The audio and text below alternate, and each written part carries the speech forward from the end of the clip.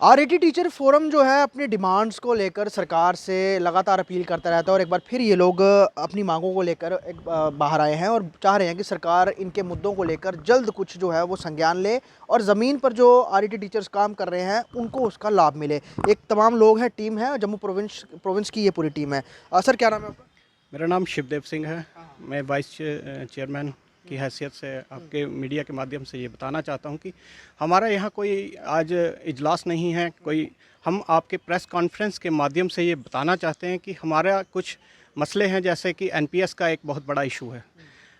पुरानी पेंशन की तर्ज पर हम चाहते हैं कि हमें एनपीएस से निकालकर ओल्ड पेंशन स्कीम में डाला जाए, दोबारा से डाला जाए, ताकि हमारे बुढ़ापे में जो पैसा हमें चाहिए होता है वो सही समय से मिल सके। क्योंकि पेंशन ही एक मुलाजिम का एक बहुत बड़ा गहना होती है जो उसको बुढ़ापे में काम आती है। बाकी जो पैसा होता है वो हम मकानों में लगाते हैं, बच्चों की शादियों में लगाते हैं, उसके बाद कुछ बचता नहीं है।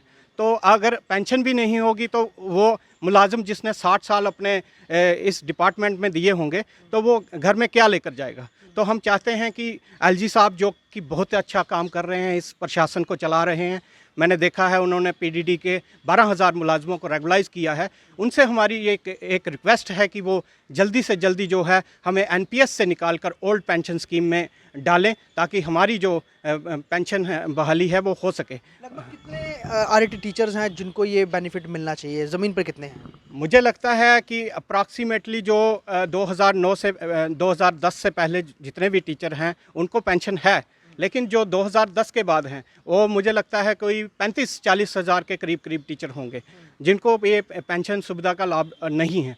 तो इसीलिए हम चाहते हैं कि हर एक उस्ताद या चाहे वो किसी भी डिपार्टमेंट में कोई और एम्प्लॉय हो, सबको जो है पेंशन का लाभ मिलना चाहिए। सिर्फ पेंशन एक मुद्दा है और भी कोई आपके इसमें इशू? इसके अलावा हमारा एक बहुत बड़ा इशू जो है, हम आर्डर नंबर 469 जो पिछली उमर सरकार ने हमें दिया था सर्विस बेनिफिट का और ट्रांसफ़र पॉलिसी का, वो जो आर्डर है उसके तहत हमें जो है हमारी बहनों को, हम सब उस्तादों को जो है वो ट्रांसफ़र पॉलिसी का बेनिफिट मिलना था।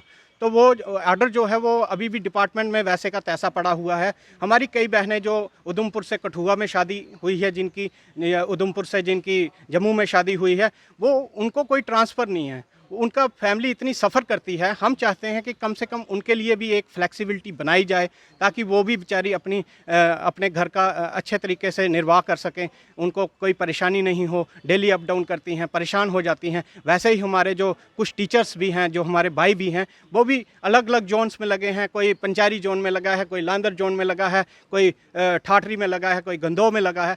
तो ये सब लोग जो हैं वो परेशान हैं, क्योंकि 20 साल से एक ही स्कूल में लगे हैं। अब 20-20 साल अगर बच्चे भी हमारी शक्ल देखकर जो हैं वो तंग आ गए हैं। तो हम चाहते हैं कि ट्रांसफ़र पॉलिसी जो है लागू की जाए, ताकि ये एक स्मूथ फंक्शनिंग के लिए, स्कूलों की स्मूथ फंक्शनिंग के लिए एक बहुत बड़ा कदम होगा, मैं मानता हूँ सरकार। इन फ्यूचर में क्या है, अगर सरकार इन तो तवज्जो नहीं देती है, अब इनके माइंड में ये चीज़ें नहीं है, इसको लेकर आप अब किस तरह से अपनी बात आगे रखेंगे? देखो, सबसे पहले तो हम एलजी साहब के जो हैं, एलजी साहब से हमेशा ये पॉजिटिव रिस्पांस रखते हैं, उनकी उम्मीद रखते हैं कि वो हमें पॉजिटिव रिस्पांस ही देंगे। क्योंकि जब से ये एलजी सरकार आई है तब से मैंने देखा है बहुत कम लोग जो हैं वो उनको परेशानी का सामना करना पड़ा है। जैसे पीडीडी का डिपार्टमेंट की बात करते थे, पीएचई की बात कर रहे हैं, तो एलजी साहब कोशिश कर रहे हैं अपने लेवल पर, लेकिन अब एलजी साहब के पास भी सारी बातें अभी तक नहीं पहुंची हैं।